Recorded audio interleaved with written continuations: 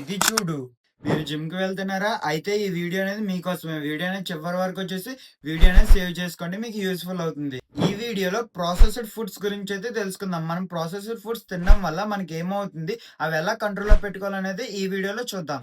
Processed ఫుడ్స్‌లో high amount of added sugars, salts, unhealthy fats వల్ల అన్‌హెల్తీగా వెయిట్ అనేది గెయిన్ అయిపోతారు. దీనివల్ల మనకి ఓవరాల్ హెల్త్ కాంప్లికేషన్స్ కూడా వస్తాయి. మనకి ప్రాసెస్డ్ ఫుడ్స్‌లో అసలు న్యూట్రియంట్స్ అనేవి కూడా ఉండవు. మన గట్ హెల్త్ కూడా పాడైపోతుంది. ప్రాసెస్డ్ ఫుడ్స్ తినడం వల్ల మన ఫిట్‌నెస్ గోల్స్ మీద కూడా ఇంపాక్ట్ ఉంటుంది. మన మజిల్ గ్రోత్ అండ్ రికవరీ అనేది తగ్గిపోతుంది.